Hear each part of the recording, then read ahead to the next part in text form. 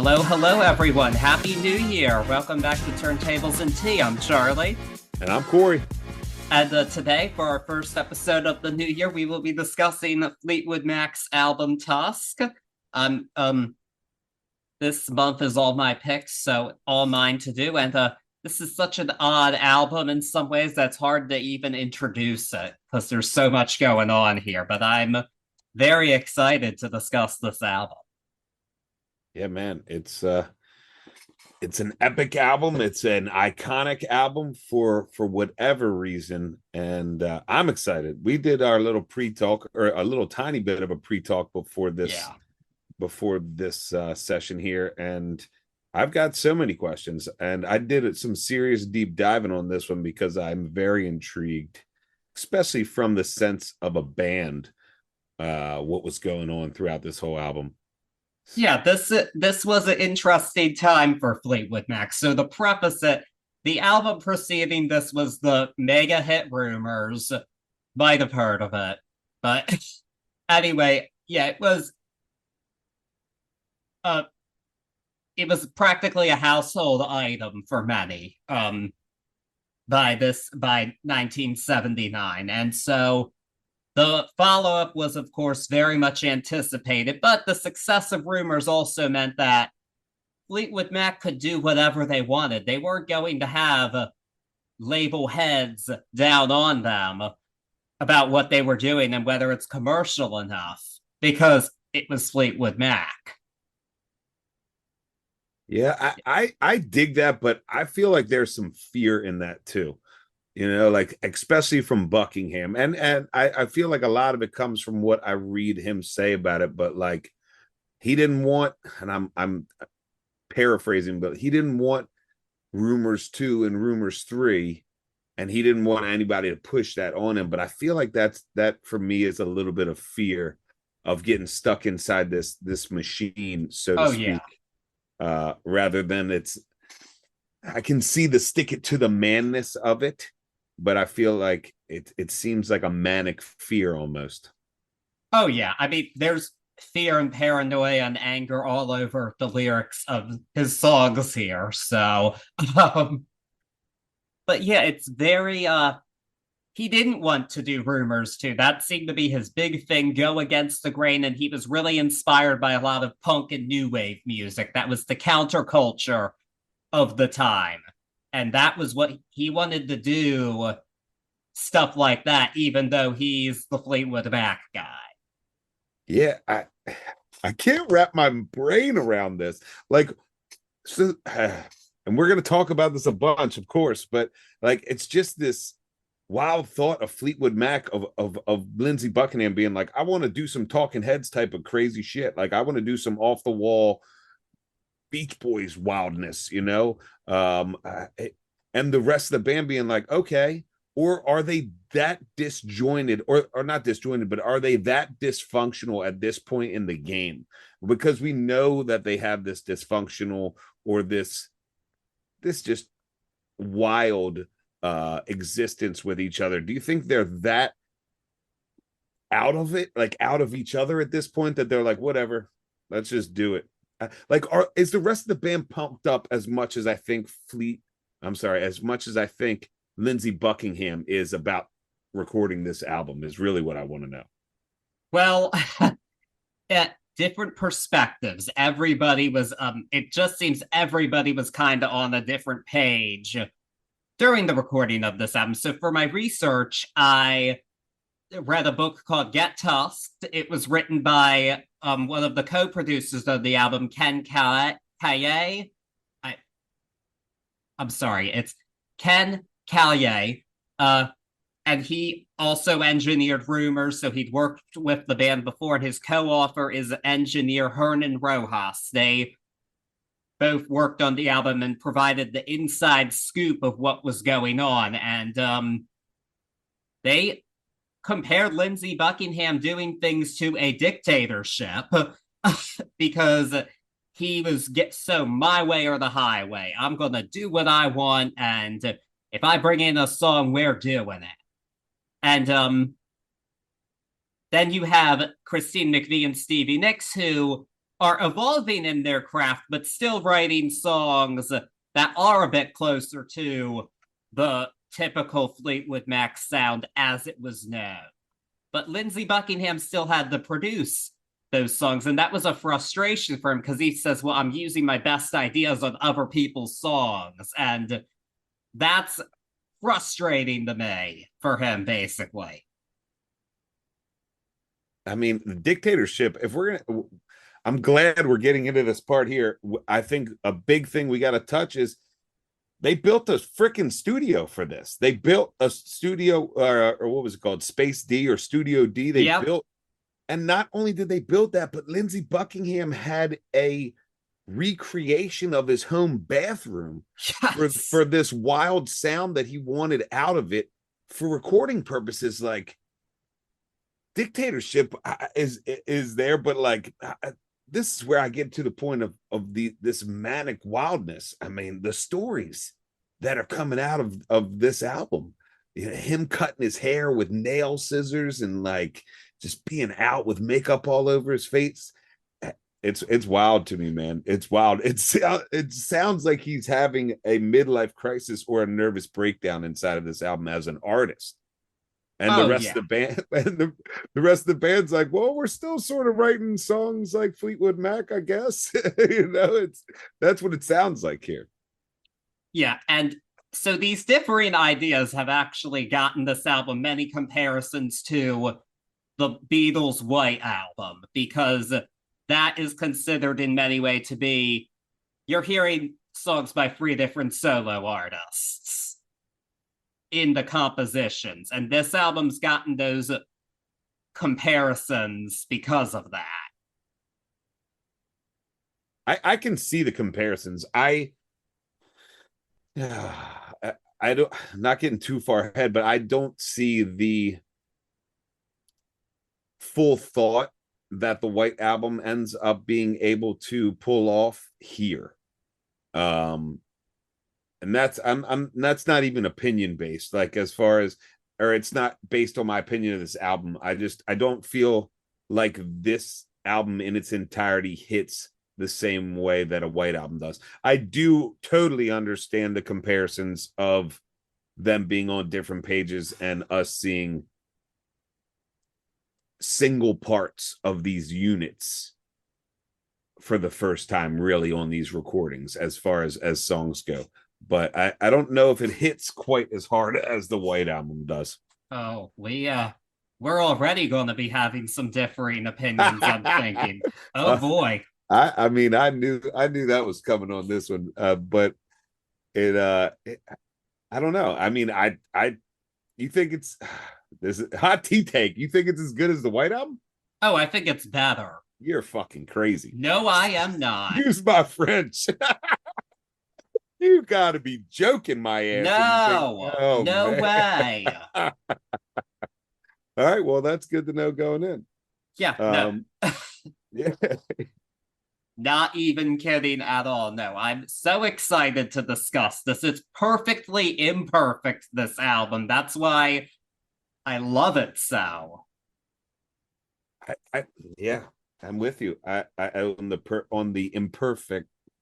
I'm with you on the imperfections here. But I feel like the imperfections here are a bit contrived and part of this Buckingham manic episode going on. So there was no veto use for him. I do think that's a bit of an issue. And it really did create a major power imbalance. Because the other writers, because Buckingham, so this is a double album with 20 songs. 9 of them were by Buckingham.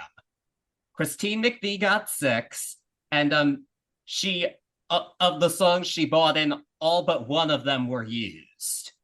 Stevie Nicks got 5 songs, which is more than she'd ever gotten before. But by this point in time, she was such a prolific writer and only getting stronger, frankly. I think we hear that in her songs here. And she was writing all kinds of stuff during this era. But because she had to fight harder to get her songs on the album, that really did lead to her eventually pursuing a solo career. She had too many songs to offer the world. And it was during this era she did write a lot of the songs that ended up on the Belladonna album. Yeah, and we're going to talk about this some more too, but I've listened to this album close to 20 times now, and I'm telling you, since the first listen through, I had this almost, I felt sorry for Mick Fleetwood throughout this whole album because I feel like he's such a prolific percussionist, and I just feel like some of the percussion in here is terrible. Not, no, you know what? Terrible is a well, not all of it was played by him. I do know that. We're going to talk about that because that was a deep dive for me because I couldn't wrap my brain around what we're going to talk about there. But it just, I don't know, man. I don't know. I felt sorry for Mick on this one. Maybe I'm totally maybe I'm totally wrong. You know, maybe he had a blast being outside of himself and doing crazy stuff. And well, some of his stories make our way into these songs. So good. You have the inside scoop. I want to read this book now because it is definitely it's very technically written because these are producers, and I will say that the narrative is a bit disjointed between the two writers, but the inside stories on these songs are incredible and priceless for fans like me. And Hernan Rojas also ended up embarking on a relationship with Stevie Nicks during this. So just so much great insight. And I will be sharing some of the most notable tidbits here that I think are important to share. Hell yeah. Speaking of which, and probably the last one in the wrap up of this, or the intro of this, but this is literally the most expensive rock album ever recorded. To date, it was. It cost $1 million in 1979. So, and being that this was a double album, that does bring us to us talking about the commercial prospects of this because, oh, guess what? This album ended up costing $16, which is like close to $60 today. Yeah. So this was an expensive album just for sale. Even though it was Fleetwood Mac, not everybody was going to do that. And, well, they didn't. This album also did get played over the air before its release, and people taped the whole thing, which put a damper on it, but really the price point did not help. I saw that. What was the reason that it was played in its entirety? Was that promotion, or was it the band didn't know that was going to happen? No, they did not know that it happened. It was not done with their permission. Somebody got an advance copy and played it. I tried to find like the reasoning behind it. It's weirdly out of place, I wondered if it was like a stick it to the man kind of thing here, where they're like, "Oh, you want us to pay $56 for the next Fleetwood Mac album? We're just going to play it on the radio, and hopefully everybody records it." No, it's not known who did the leak, but it was not somebody involved in the band. And because that would have been hurting themselves. They lost out on money. It's like, well, there go it was even said that when the Warner Brothers executives first heard the album, they heard their bonuses go out the window. I saw a quote by Lindsey Buckingham that said, "I would have loved to have been a fly on the wall in the boardroom when they played this album for the first time." But that being said, you guys, if you're first time listeners, you might not know this about me, but if you've listened to us before, I'm not a big fan of the machine, as I call it. But I gotta say, putting myself in the place of the machine on this one, there's no way that anybody at Warner Brothers didn't know that this was going to be a bad news album, like as far as sales, especially coming off Rumours. I don't care if they built a studio in Timbuktu, damn right well you got people in there listening and seeing what's going on. It's wild, man. It speaks, in my opinion, it speaks to the star power of Fleetwood Mac at this point, because it's almost like Warner Brothers just crossed their fingers and closed their eyes and hoped that this was going to come out like another Rumors. But they had to know that this was going to be some crazy avant-garde off the wall shit. Uh, no, Warner Brothers in its day was very artist friendly and just let them do what they want. But Wow. in this case, they probably did love that because, yeah, it's sold over now at this point over 6 million copies worldwide. But, well, Rumors has sold over 40 million. So, yeah, it would be considered a flop by those standards. It still had some hits on it, and it's gained a cult following over the years. And it's now many will say it's ahead of its time. I mean, I first heard this album, it was my senior year of high school. And just these songs in there, they've always have really spoken to me. And this will be a different one for us, but I'm really ready to dive into it. I'm ready to talk about all these songs. I know we did the hot tea take earlier, but it's super cool. We get to do the Zoom and I get to see you, but even hear you say the way you love this album and the way it's been your White Album is cool. So I'm super excited. Yes. I don't think it's a White Album, but I'm super excited to hear about your White Album. Oh, it's my White Album, all right. Well, let's get at it. All right, so our album begins with Over and Over. This is a Christine McVie composition, and now at this point in time, Christine McVie was dating Beach Boy Dennis Wilson, and he did come to the studio and he had ideas for some of these songs, including this one. He suggested the band play descending chords from the chorus and have softer harmonies, and his ideas were used in the song. Bottom line, we hear all of that in this, and it's a very mellow, summery opener. And it's honestly a kind of a red herring, I would say, for the album, because we're not going to be getting an album full of songs like this. But, I mean, I've said, if you haven't listened to our episode on The Dance, please do that. But there I do talk about, like, Christine McVie just has that perfect pop song touch.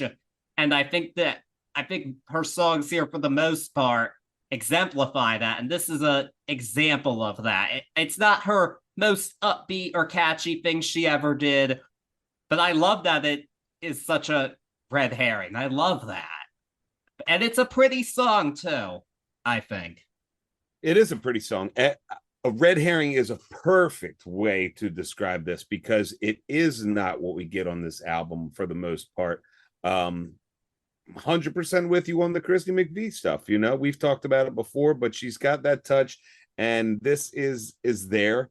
Her boyfriend being there, and I read somewhere that that Lindsey had gotten like unreleased Beach Boy stuff, and they were listening to it there, and a lot of that sound got in here. I can see that here. It's a really slow and laid back sound. It's not that I don't expect that from them. The production on this first track, and I come to understand that this is part of their sound. This is like the only part of the red herring that's actually real here. It's just not as full as what I usually expect from Fleetwood Mac. So that was in this beautiful song, in this a long 4 minutes and 34 second song, but in this beautiful song, that was the one thing that stood out. It's like, why is this produced so flat? And we'll see why as we go through this album. You know, they were trying a million different things, but yeah, red herring. What a perfect way to put that. Yeah, slow opener for this album, but it's a beautiful song.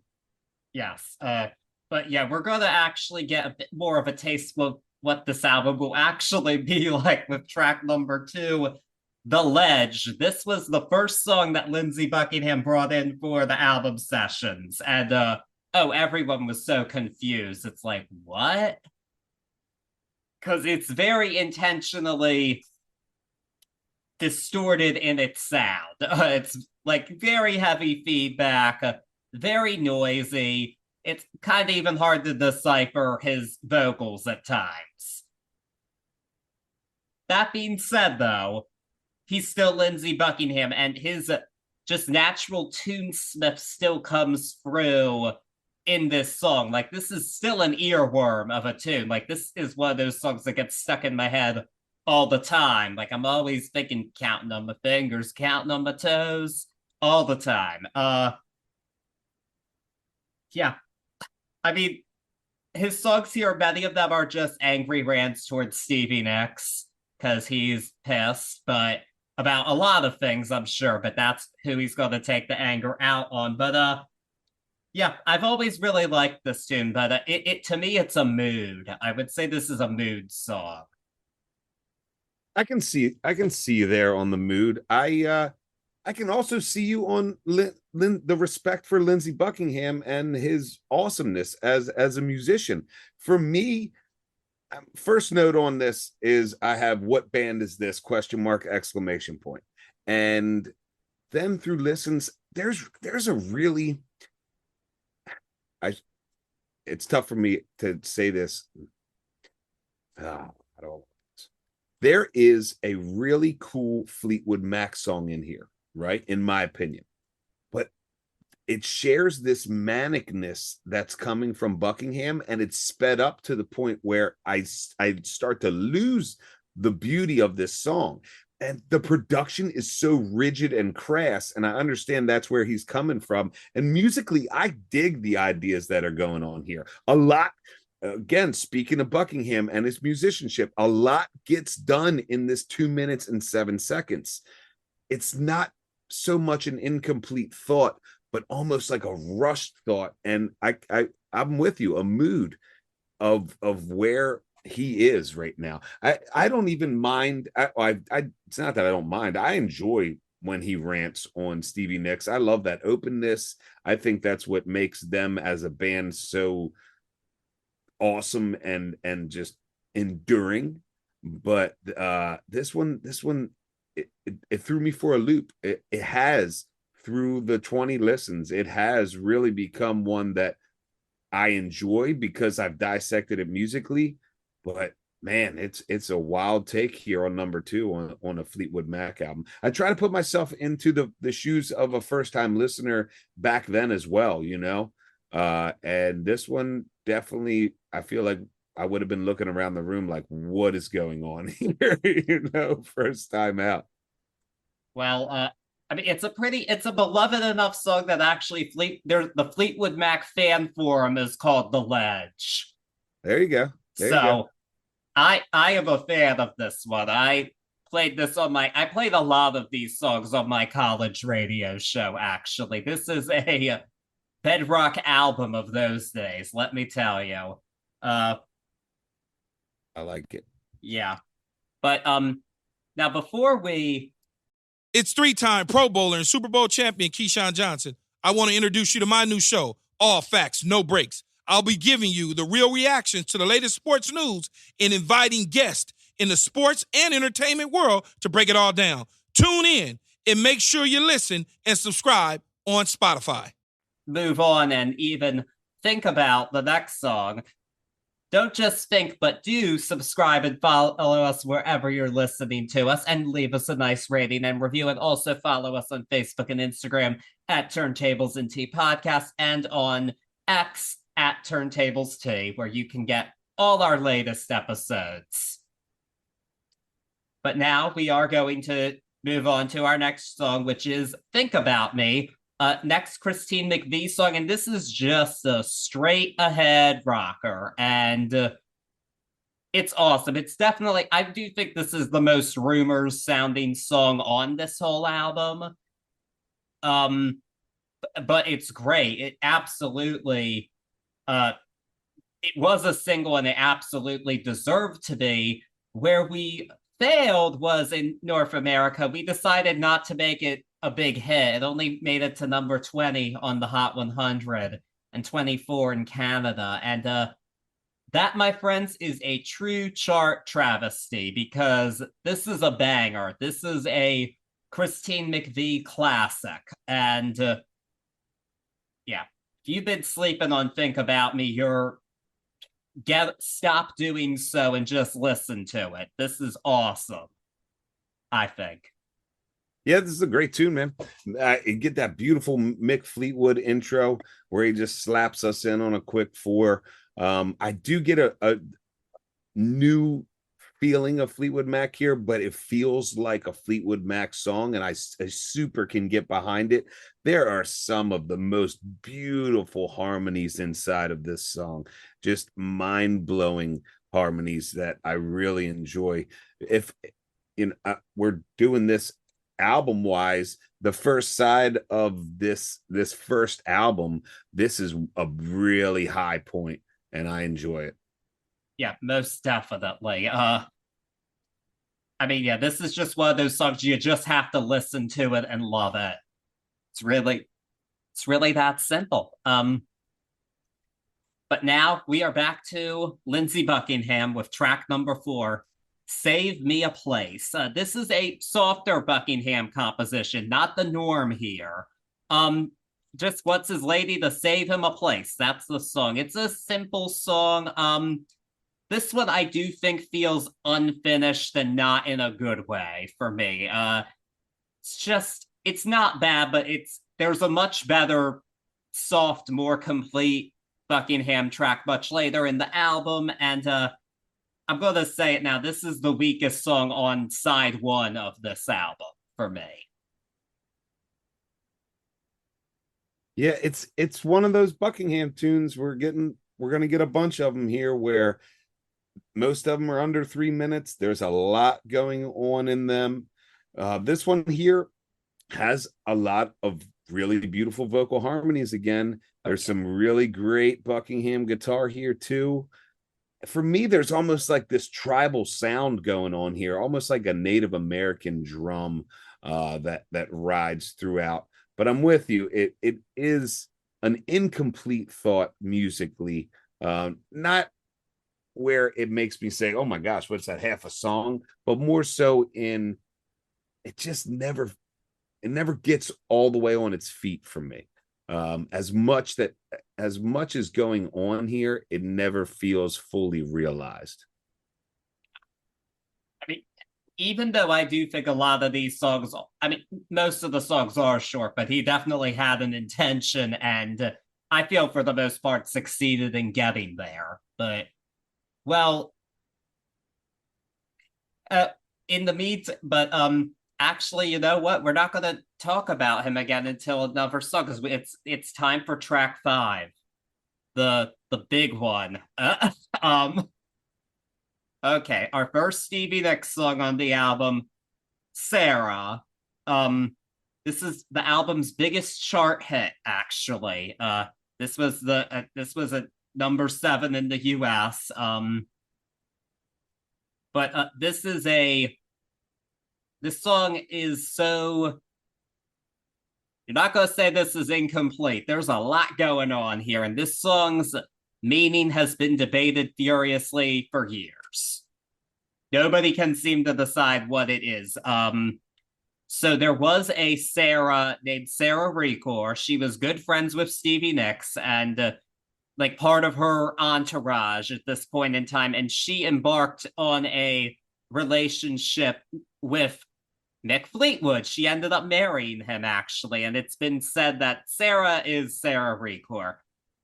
The other thing, though, is the wrinkle to this story is Don Henley saying, "Oh no, it's about me and my relationship with Stevie Nicks and the baby that she never had," because she did get pregnant with his baby, but he pressured her to have an abortion, and she did that. And she said, "If I did have that baby, it would have been named Sarah." So, lot to unpack there. Because I can't find that part in the lyrics. So is it Henley saying that, being like, "Oh, it's me"? I don't know. I really have tried to get behind both theories here, and it seems more so plausible for the first theory as far as the lyrics breakdown than the latter of the unborn baby, you know? Yeah, I mean, the song I think is emotional enough for it, but the most Stevie Nicks said she has not actually revealed what the song is about. And she did say, like, yes, if I had had that baby, it would have been named Sarah, but that's not the whole story. This song could very well be about more than one thing. Because funny story, this song is over 6 minutes long, but it was originally 16 minutes long. So, yeah. Yeah, and wasn't Sarah by her side doing the 16 minutes of tape? Did I read that incorrectly? Like, I mean, yeah, I would say she was, because she was part of her entourage. Stevie Nicks had a group of girlfriends that were with her at all times during the sessions, and one of them was Sarah Recor. and I can't remember, and I should have noted this, but when I was reading into this one, when she first brought it at that 16 minutes, I don't know if it was a collective band thing It or was not. that they had said, like, hey man, that's almost not too long at 16 minutes, and we can hear it's like a travel through your relationships type of thing. Yeah. Well, that not Lindsey Buckingham had not heard it at that point in time. So maybe that was Mick Fleetwood that said it. Yeah, I believe it was. It was definitely not Lindsey Buckingham. So at this, Stevie Nicks at this point, she was doing her own demos, and she was working on a lot of them with the engineer Hernan Rojas, and also the guitarist Tom Moncrief, and the backup singer named Annie McClune. And Sarah was one of the demos that they worked on together. And they did these before they were going to bring them to the band. But Hernan Rojas really knew Sarah's a special song. You absolutely have to have it on the album. They did work to edit it down, and they did it. And even Lindsey Buckingham could not deny that it was that song. Even if he's ranting about this woman on many of these songs, he couldn't deny this one. And I mean, it's amazing to me that this is very, I think, rather sophisticated poetry that we're listening to here. But they were able to make it into a pop song, and it was a hit. But it's just a song that cannot be denied.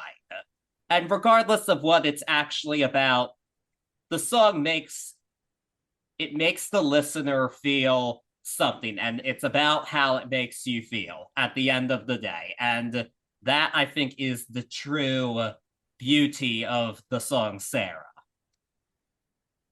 Yeah, man, I love this song. I love this song from the first time I ever heard it. I first listened to now. It's made its way into my playlists. It's just a beautiful, beautiful song.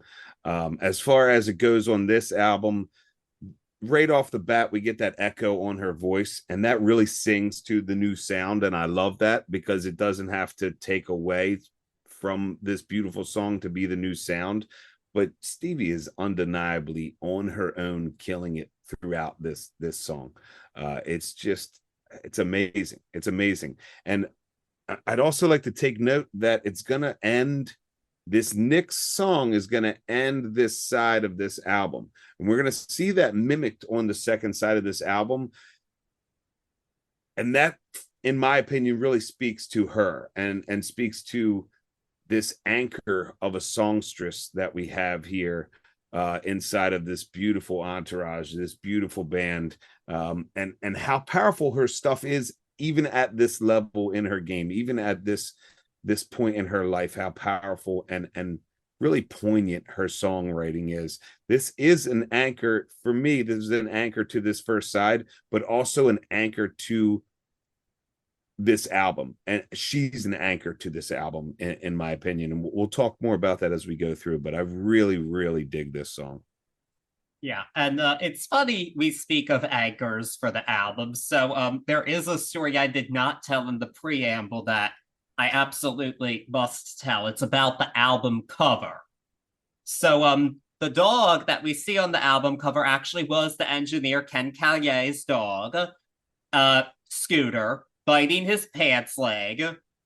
And that was not supposed to be the original cover. Apparently, Mick Fleetwood had said to Stevie Nicks, "No, you're going to be on the cover. It's going to be you dancing and twirling."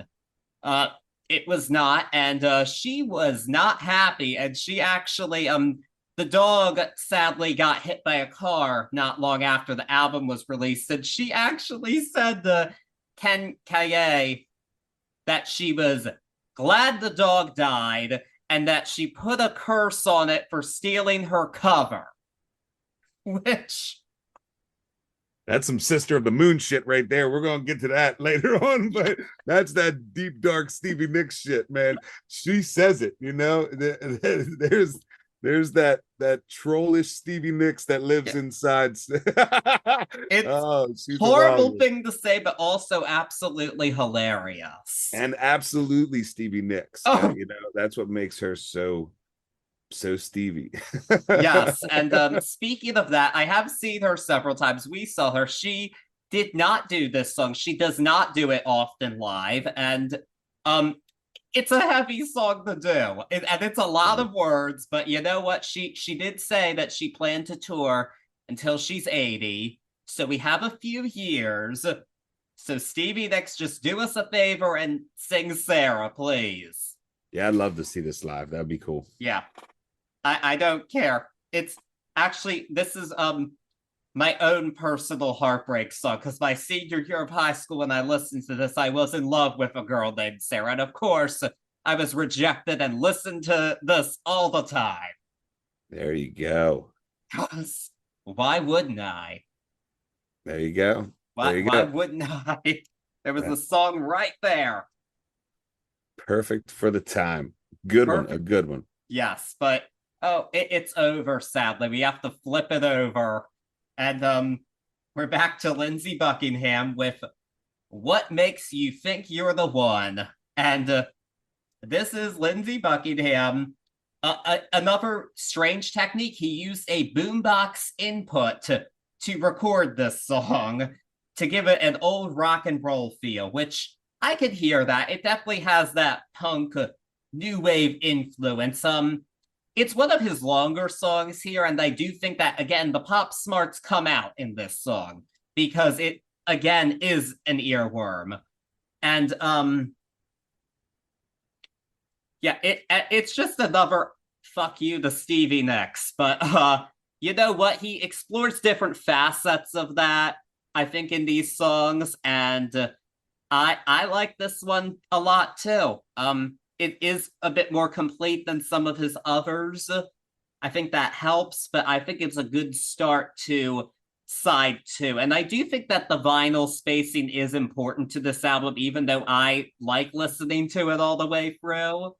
But it does, there's a reason it's done this way too. Yeah, I was going to say that later on. I actually have a point where I'm probably going to repeat it, but really, if you guys try anything, try to listen to this the way it was structured rather than 1 to 20. You know what I'm saying? There's a real rhythm. There's a real reason for the place of everything. We talk about this a lot, but there's one thing that I would never take away from this album is every track is exactly where, in my opinion, exactly where I think it's supposed to be on purpose. Is the only way I can say that. You know, it's all very intentional. Yeah, this one, you love it. I'm with this one actually. I said it before. I like when they're super open, and I knew literally in my first listen through, my first 2 notes for this was what is going on with the percussion here, which I learned this whole crazy wild boombox recording technique was going on, and I answered that question. But my next one on my first listen is is this a diss track? Question mark, exclamation point, and shit. Yes, it It is. is. Now, come to find out, not only is it narratively a diss track, but Buckingham went out of his way to not play guitar on this and play a crass, just terrible, or I shouldn't say terrible, mediocre on purpose piano here, because he knew that was something that Stevie Nicks was self-conscious about. And I read that McVie played it on tour, and she was like, it's so terrible because you just have to clunk on these chords. Her exact quote was, her wrists were spaghetti by the end. But back to the the evil genius of a musical diss track, and what makes them so wild as a band is that's how much they know each other, hate each other, love each other, whatever you want to call it. This is such an evil genius diss track, man. Lindsey, you are one of the evilest geniuses I know. For this one. I mean, do we have Cry Me a River without this? I'm not so sure we do. Without these diss tracks that Lindsey was dropping. I'm loving it. But I hear you there. You got to be in a petty mood for it. But we are not going to stay in petty land for this next song. No. We are back to Stevie Nicks with track number 7, Storms. This is about the dissolution of her relationship with Mick Fleetwood. They had an affair during the Rumours tour, and he was married to his wife Jenny at the time.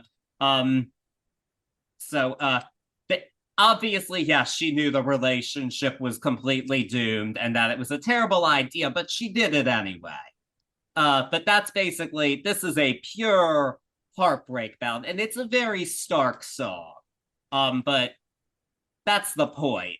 This isn't a pop song. This is just a sparse, beautiful poem. But honestly, I find the vocal on it to be just breathtaking and tinged with all the heartache described in this lyrics. This song just wrecks me every time. I mean, if you're ever on that level, I can relate to always being a storm, just jumping through those hoops. Never been a blue calm sea. Just always doing that. And funnily enough, Lindsey Buckingham's girlfriend at the time, Carol Ann Harris, wrote a book about her time with Lindsey and Fleetwood Mac, and it was called Storms, of all things. Oh, man. Which I love that, actually. It's power right there. That's power. Yeah, man. Speaking of love and power, I love this powerful song, this unapologetically beautiful song. It really is just top notch. They're reminiscent of some Grateful Dead sounds early on to me. I love it. That slow picked, hand-picked acoustic is just so beautiful. Lindsey doesn't have to worry about talking shit in this one, so he lays down this beautiful slow pick acoustic and lets 2 other band members hash out some things, but really unapologetically beautiful. This song from start to finish, for me, it's another super awesome victory for Nicks on this album. It is super strong, man. And this is their second showing so far, and both of them have been home runs in my opinion. Yeah, most definitely. And we've got more to go, fortunately, but not quite yet. We're back to Lindsey, but this is not a shit-talking song. That's all for everyone. This is kind of him saying, he's saying goodbye to all of this, even though he's not leaving the band. So in that case, it's kind of an odd song to have here. I mean, honestly, all these songs, the point of it is that it's a bit discombobulated, all of this. I like that this is a slower Lindsey Buckingham song. I think it's well placed after Storms. I'm sorry, whenever I hear that's all, think of Porky Pig every time I hear this song. I'm sorry, that wasn't the point, but I do. It's a neat song. It's not my favorite here, but it is a nice song. I'll say that. Love this song. I love the sound on this one. I think here's a hot tea take. Super hot tea take. I think this is the closest that he came, if not the only time he was 100% successful at the sound that he was looking to get on this album. Wow. This one is really produced at a genius level. It's a Buckingham joint, and it gets a lot done in this 3 minutes. But even the marimba or the xylophone or whatever's going on, all of these sounds are perfect. They're not stepping on each other's toes. There's a chaos, but it's so well done on this genius level that I give respect to this one. A lot of his tracks on here are almost a little bit of a throwaway or a little bit of a too contrived shot at a totally different sound for me, but this one sticks the landing, as we say, as far as this new avant-garde sound that he's going after here. Okay. All right. Now I'm worried what you're gonna say. You say so many throwaways. I'm a little nervous what you're gonna say about the next song. I only say throwaways in the fact of looking for this. He's throughout whatever he's bringing in the studio, doing push-ups on a mic, yada yada, all these wild stories, all these manic things that are going on. I say throwaway because I feel like a lot of it ends up sounding contrived in its quest to be something. Where I mean, you're freaking Lindsey Buckingham. You don't have to quest to be something else. I'm always about an evolving sound, but not at the risk of sounding contrived in your music. So that's my only real beef. Not getting too far ahead, but that's my only real beef with him on this album, with them on this album, but more so him, because I put 98% of the responsibility of that fact on him, because he's pushing for this, as we said earlier, Yeah, but well, he also does tell us it's not that funny, is it? On our next song. Yeah, this is the song he recorded in the push-up position. And yeah, of all the angry songs on this album, this is the angriest, actually. And it's super spiteful, and it has a to put it mildly, it has a sexual undertone to it. And I mean, it's a short little nasty song that I mean, it's a highlight for me. I love this one. I mean, it's very angry, but he gets his point across. And this was a wild one on the tour. This song got extended out to almost 9 minutes when played live on the Tusk tour. And he really went all out in it, and just became a different person performing Not That Funny. But yeah, this is another petty classic, and it was released as a single in the UK, Germany, and Netherlands. And it didn't chart, but, well, it's still a favorite of many, including me. I could see how this could go as a performance piece, as something where he could fully embody what I see in this attempt at this post-punk sound on this album. I say attempt here because this is the perfect example for me of falling flat and feeling contrived as far as this post-punk Talking Heads-esque sound here. I know the super high strings are supposed to be off-putting with the constant repeated riff, and I understand that musically. I really do. I just feel like it's in this shortened experience here. I feel like, I tell you what, it's on the number 9 track, and I have the note here. this is Talking Heads meets Revolution 9 to me. This is just a wild cacophony of sounds, a collage, if you must, with this Talking Heads undertone here. And I don't know. This one, it's not a victory for Buckingham to me. I would love to see this live in a 9-minute where he takes on this character, so to speak, inside of the performance as a performance piece. I could see that. But for me here, it ain't funny how much I dislike this song. Oh man. I'm sorry. I understand what it's set out to do. I understand musically the attempts here. This one just doesn't stick it for me. And it's coming right off of one that I think is it's coming off one that I think is the perfect victory for him. And then you've got the perfect example of what I think is his downfall on this album, and that is attempting and sounding contrived. All righty. Well, speaking of performance pieces, we're on to another one.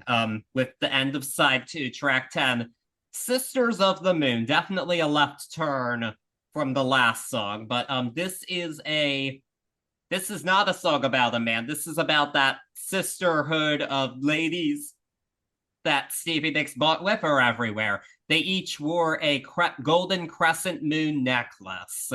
So they were Sisters of the Moon. And this song really is about that. It was debuted live during the 1978 tour. I think it's a very solid rocker. Great guitar on it, especially. It's definitely one of the best Buckingham guitar performances on the album.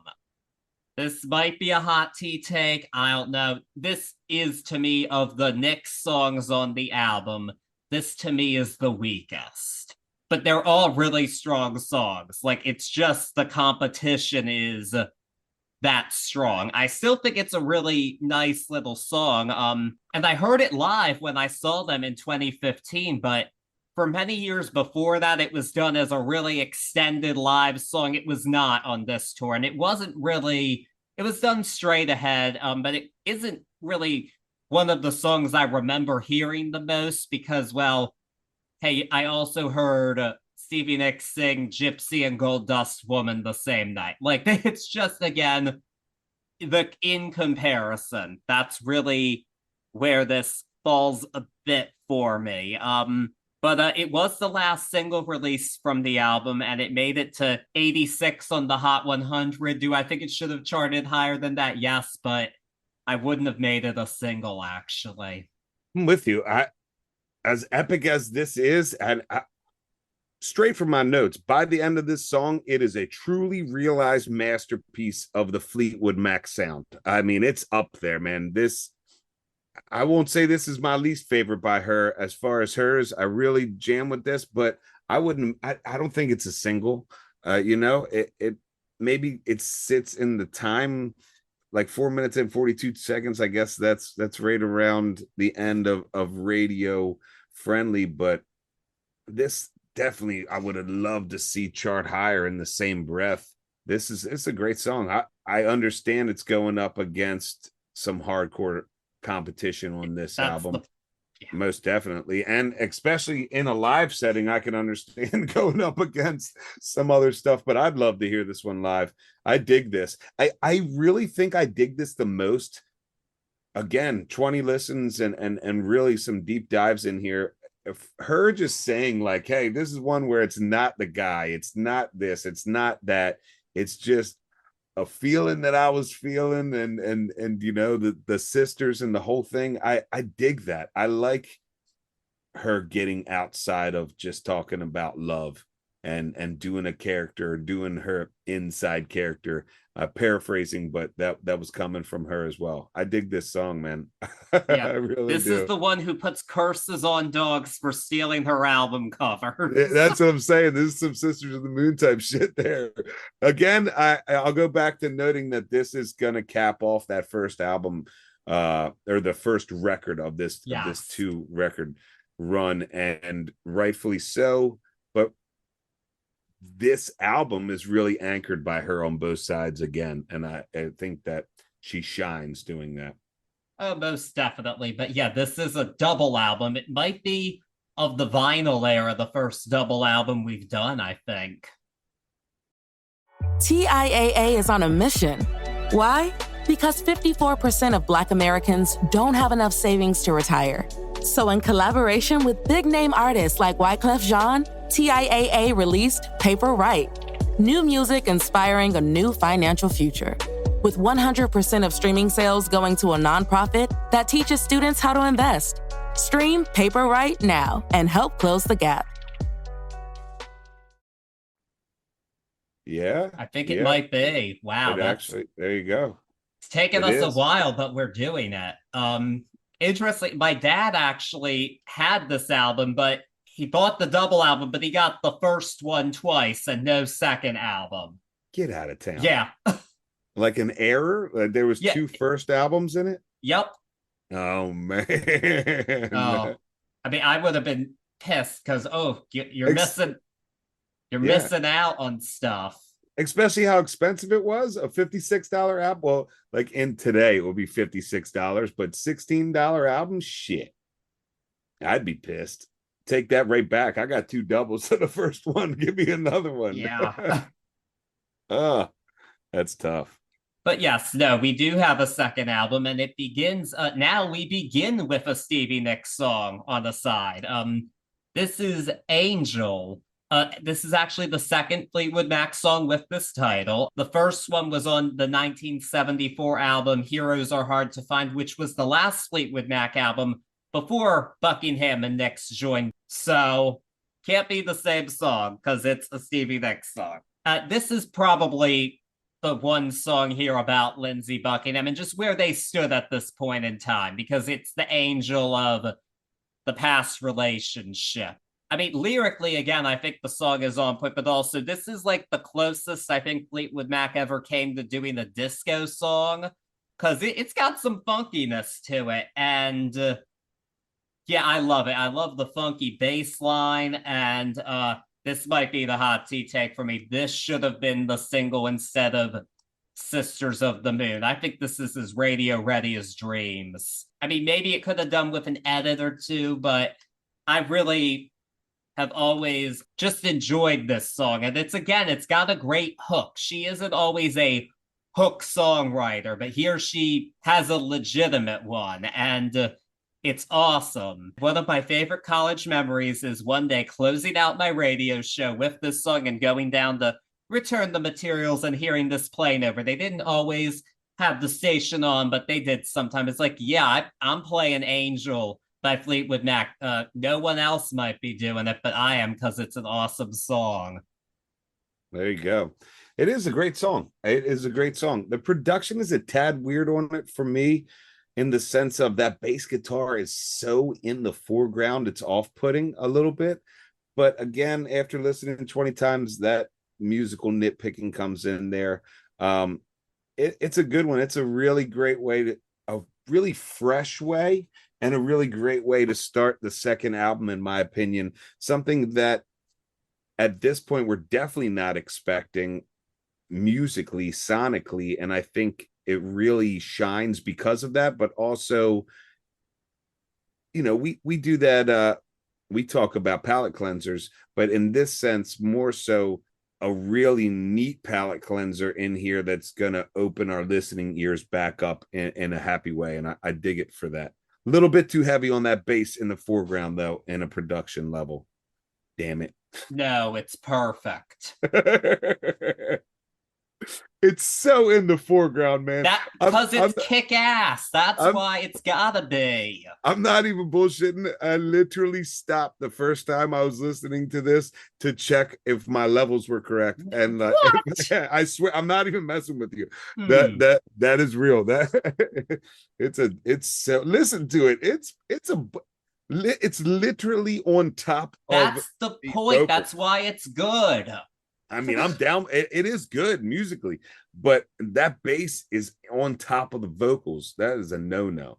I chalk that up to Lindsey Buckingham's craziness, but well, she sings through it anyway because she's Stevie Nicks and she has a powerful fucking voice, and John McVie's bass is awesome. So It is. I'm not taking anything away from either of those. I'm saying whoever did final production on this fucked up. No, they were absolutely correct. They might have been high doing it, but they were correct. Well, the bass was way too high. No. No. That, you know what? That gets us into our next song, because that's enough for me of that negative talk. I heard that. Apparently this is a country influenced composition, which I mean, there's the banjo in it, but I think that's a stretch to say, even if that is from one of the album's producers. Another short one. I think this one gets to the point. My favorite part of this was actually his vocals. Like, I just like the yeah. That's my highlight of this one for me. It's very fast. It's very quick. I'm sure it was a really fun live song as well. Is it frenetic? Absolutely. But you know, I still enjoy it. I don't know. Like, I know he's crazy. I know these songs are off the wall, but they speak to a certain part of me. They really do. I respect that. It's a Buckingham mini thought. It's another time where I think there is hot tea take. I think there's a better song inside of it, not bum rush through in a minute and 50 seconds. It's a Buckingham mini thought here. I can see the jovialness in it. I like that. I can see the craziness in it, and sometimes I like that, but I don't know. It's I can see where you say White Album, like it's a crazy little tune stuck in here. It's just, it's there for me. It's not necessarily a high or a low point of this album. I mean, I know I would say, yeah, it's middle of the pack when it comes to the album overall, but he's on his stuff here. I mean, if we're going to use the White Album analogy, I would say he's on his John Lennon shit here. Agreed. It has that Lennon-esque off the wall wildness there. Conspiracy theory. Sarah goes to what makes you think you're the one next to Buckingham, and then we get this angel, and then Buckingham sticks. That's enough for me. I think they're digs. That maybe it's the conspiracy in me, but he has no. That's part of the fun of. Yeah. That's part of the fun of listening to a Fleetwood Mac album, is they're having a conversation with each other. I definitely, even though, well, most of the time she's not singing about him actually here. She was that time, but it was a kick-ass song, so it doesn't even. But enough about Lindsey and Stevie. We're back to our friend Christine with Brown Eyes, which Christine McVie originally said she was about her dog, but it was actually about Dennis Wilson, even though he had green eyes. This is a very melancholy song, but I'm not gonna lie, when I hear You Look at Me with Those Brown Eyes, yes, I do think of beagles that I've owned. Not gonna lie there. It's definitely not about a dog. I mean, yeah, it is a melancholy song, but it's also a very lovely song. I mean, beautiful harmonies. The most musically notable thing about the song is actually one of the people who plays on it. Founding member Peter Green left the band early on, but he plays guitar here, and it's most prominently heard on the outro. His parts were muted quite a bit because they didn't really fit the vibe of the song. They were a bit too bluesy, but I like that the band is embracing its roots here. They did start off as a British blues band even before Christine joined, and she was a British blues singer even before she joined. They're really going back to that, but it's still very much in with the sound of what we're hearing on this album. This is not that far away from Over and Over or her other songs on the album. I think it's a really great melding of these styles, and it took almost 40 takes, but they got it right. I think this is one of my favorites. It's my favorite Christine song here. It is a good Christine McVie song. It's a perfectly great track. For me, there's no vocals that take the foreground here, though, and it comes off a bit of like there's no lead vocal here. It almost sounds like it's a track that's given to somebody to put lead vocals on. Other than that, like, that's me nitpicking it. I really think, like I say, 98% of the responsibility of the production here I'm putting on Buckingham, and I think that these wild levels and these going against I'll use the word norm, or going against the rules of production, shine through in sometimes, in my opinion, the worst spots. Because like I said, this is a really great song, super cool all the way through, and I feel like they don't push the vocals enough, and it never sounds like it has a lead vocal throughout this whole song, which I don't expect from her. And that's why I even bring this up inside of it. Like, it's these small things in this production that really throw me for a loop sometimes. That's the point, though. I maybe so. I'm with that. I respect some of that, but why take away from her vocals here on such a beautiful song just to prove a point? You know, but like, the vocals, no, they still work because she's good enough that she can just glide across the song like that. That's why it works, damn it. Maybe so. I say don't break the rules, darn it. You're talking like the machine. The levels here are fucked, man. I'm sorry. The levels are fucked. This is the second time. I like this song. I really do. The levels are fucked as far as push her vocals up. So I want to grab the board and push her vocals up. It's wild. It makes me think that my speakers are broken. It messes with my brain. Oh, you should listen to this on DVD audio, actually. It's quite awesome. Heard that. Full surround sound. Yeah, I'm crazy, folks. I do have the super deluxe box edition of this album, along with other Fleetwood Mac albums, because that's just who I am as a person. Get used to it. If you should know that by now if you've been listening to us for a while, but yes, had it since 2015, a prized possession of mine. And it will never make me cry, which is the name of our next song. Another McVie ballad. It's none of her songs are unpleasant to listen to. They're all perfectly pleasant to listen to. Unfortunately, this is her weakest song here, and a big part of that is the fact that it's just not finished. It's not even 2.5 minutes. Like, her better songs here had so much more room to breathe, and especially after Brown Eyes, man, this is a bit of a letdown. I'm not gonna lie. It's just a forgettable song in the context of this album, I'm afraid. Like, it's not one of the ones that gets stuck in my head at random points of the day, like many of these other songs do. It's just not. We're on the same page again. Oh, good. It's a short and sweet thought by her, but it's too short for the placement where it is, especially coming off another one of her songs, and it falls flat because of that. It doesn't stand out. It doesn't add to the album here. I really do think somewhere else on this album it might have been able to be put in and be a little mellow mood, maybe, but not here. Yeah, I for me, this is straight from the notes. This one hits the cutting room floor for me. I don't think the album is better or worse off without it, and for that, I say don't put it on there. You know. I agree, and also knowing some of the other songs Stevie Nicks had written during this is also a bit frustrating, because as we are using this Beatles analogy, she's at this point not stylistically the same, but she is in the George Harrison role of having to fight to get her songs on the album. Heard.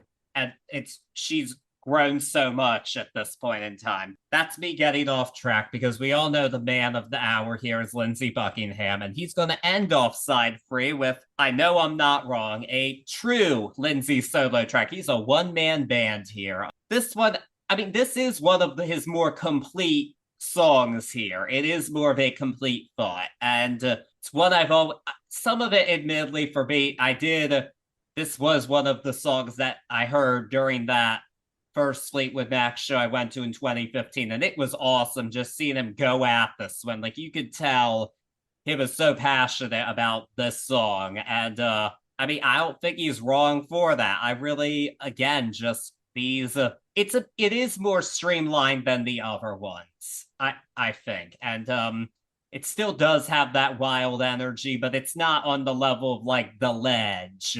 Yep, I really like this song.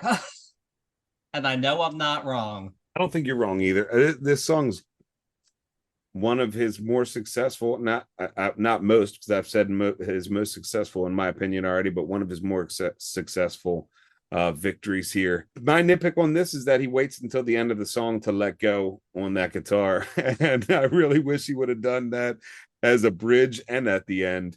I also cannot figure out what the instrument is at 1 minute and 32 seconds. It sounds like an accordion. I can't find it anywhere in the notes, in anything. It's a weird, wild sound in there. It doesn't take me out. It's just one of those mysteries that I'm trying to figure out. So if anybody out there knows, please let me know. But yeah, this is a cool one. The first time I listened to it, it didn't strike me as cool. It has definitely been a grower on me, but I enjoy this tune. Oh, good. Yeah, we're ending off side 3 on a good note. And now we're on the side 4, our last side. Oh, so sad we're getting so close to the end. I don't don't want it to end, but yeah, we've got another short and sweet Christine McVie song to kick things off. This one is Honey High, a love song to Dennis Wilson. And funnily enough, this was recorded during Game 2 of the 1978 World Series. Guys, just watching the game, and Christine McVie walks in and says, I need you to do your thing and make Honey High a fucking hit. Those were her exact words. Like, let's go. And they did it, I think. This is, again, like Never Make Me Cry. It's a bit longer than that. It is short, but it does stick out more to me. It has very lovely vocals on it, especially in the background. There's so many great harmonies on this song. It's just sweet like honey to listen to. Yeah, it's always one I'm happy to listen to. Honey High. It's a happy song. There's nowhere in this song where there is any little bit of unhappiness, and I like it just for that. On top of that, like you said, beautiful vocals throughout here. I love the acoustic composition throughout. It really hits correct. It has that Fleetwood Mac feeling on it, and I enjoy that. I guess I enjoyed the old school thought and processes of Fleetwood Mac, but this one hits, man. It is, a start to the last side of the album, and it's another one here where I feel like we get this really nice, happy way to come in, almost like Angel was. Yeah, most definitely. And it's needed because we're not going to stay happy for long, folks. We are back in heartbreak mode with Ms. Nix and track 17, Beautiful Child. This one is about her affair with Derek Taylor. He was the press officer for the Beatles, and they had an affair, and he was 16 years older than her and married. So she was the much younger party in this, hence why she's singing of herself as a beautiful child, but I'm not a child anymore. Yeah, it's a heartbreaker of a song, but it's in the title. It's a beautiful song. Just everything. I just think the vocals are on point. Just, again, it's pure poetry. It's not just a pop song. It goes beyond that. I don't know if she's done it live in a long time. I will say it was one of the highlights of their Live in Boston DVD for them to do this song live. It just shows how much her writing grew during this era. And she used this Beautiful Child thing again in a future song called All the Beautiful Worlds, which is also a song I enjoy, but this one can't be beat. I love this one. It's great to hear another full song here. I love when we get the Knicks. She feels like she's rounding out this album. I know I keep saying that. It's up against a bunch of I get to the same point where you were, as far as like going up against the other Stevie Nicks. For me, this one is my least favorite out of all, and I love all of them, but if I had to choose, this one gets ranked on the bottom, only because this one stays around a little bit too long for me, just a tad. I can see that. That's fair. It's a great song. It stays around a little bit too long, but it's a beautiful song, and we keep saying it, but a credit to her evolving, and look at her go at this point in her career. I mean, 5 really stellar tracks. There's 5 tracks that I haven't been able to really have any problem with on this album, not that I'm looking for problems, but it just speaks to her, it speaks to where she's at. I mean, I'll say this now. I know we haven't done all of them. This might be a hot tea take. It might not be. I do think this is her best collection of songs for a Fleetwood Mac album overall. Wow, heard that. Yeah. It's a hot tea take if I ever heard one. I mean, the Rumours ones are classics, but I Don't Want to Know it's a great song, but it's much more lightweight than these, and it's nice, but these just got more punch to them. I think that's all.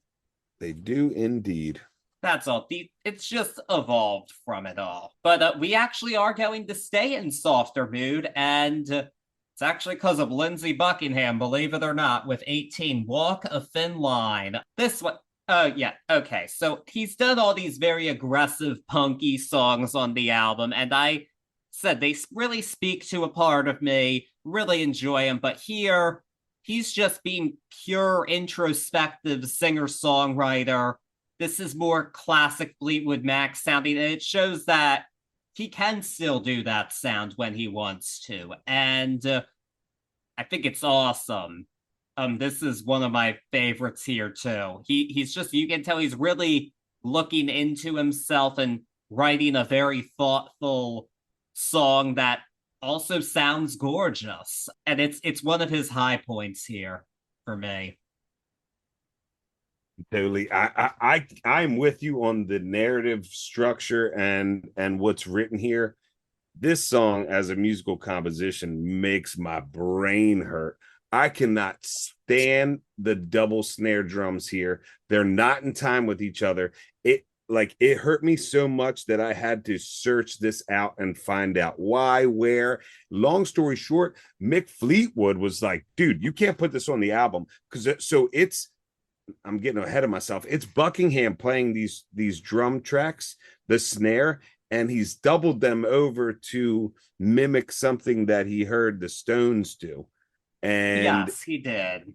And it's crazy. I was so happy to see that Mick Fleetwood was like, I don't want to put this on the album, or this, like that percussion, because people are going to think it's me.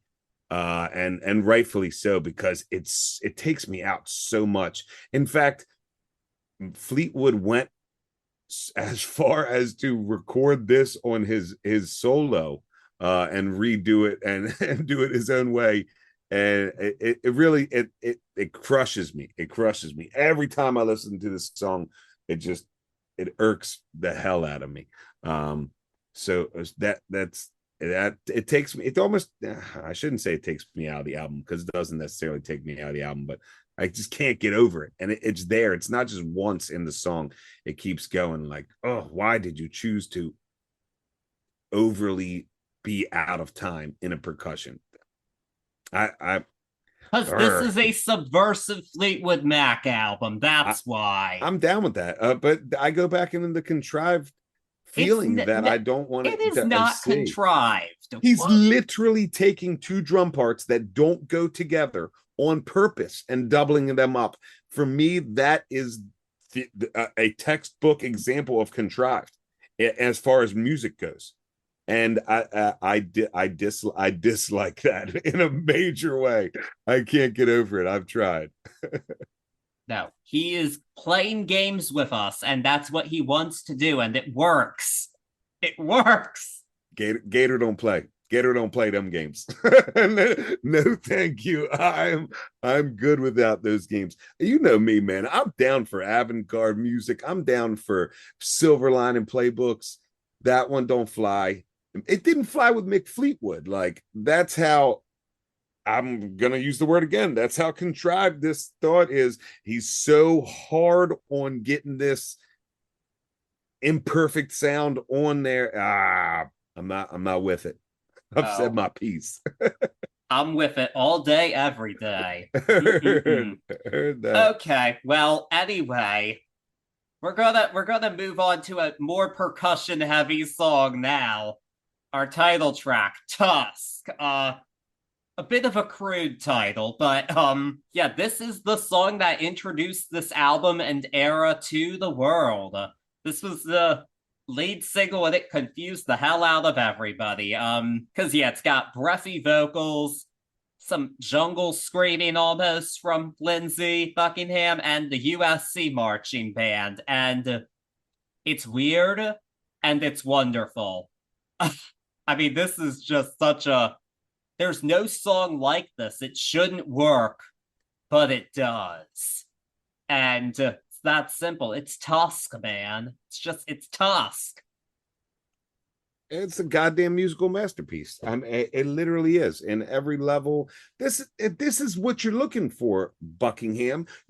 This is that wild sound that nobody expects from Fleetwood Mac, and it's so successful because it is gloriously intricate and put together and well played and as far from contrived as you can be.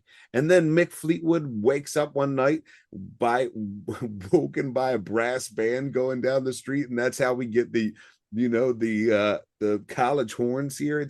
It is genius on all levels. I said this back at the dance, but I love this song forever. It is avant-garde, but it's so genius. I love this song, man. I do. Oh. It's wild to me that Lindsey held this to be the penultimate track on this album. I mean, well, they wanted to have a wild penultimate track like the Beatles did with the White Album. That was I feel you. their Okay. template. They actually said so because yes, their penultimate was Revolution 9, and then we have the soft and melancholy Good Night.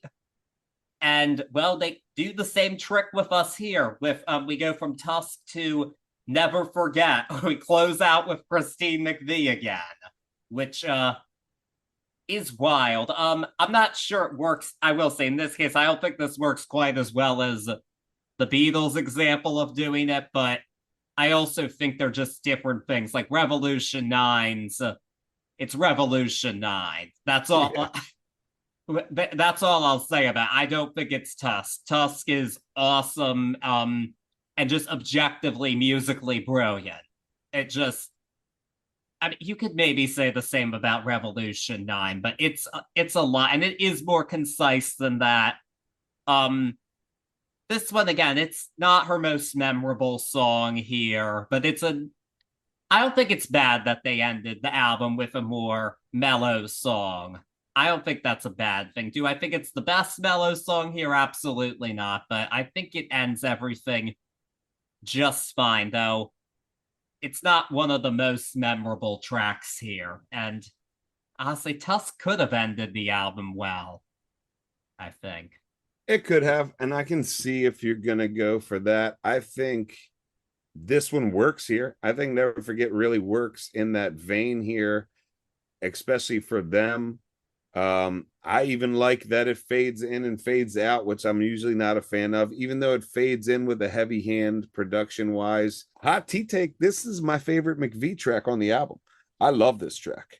And I think it's a suitable closer in the sense of that as well. I was not expecting to hear that. Wow.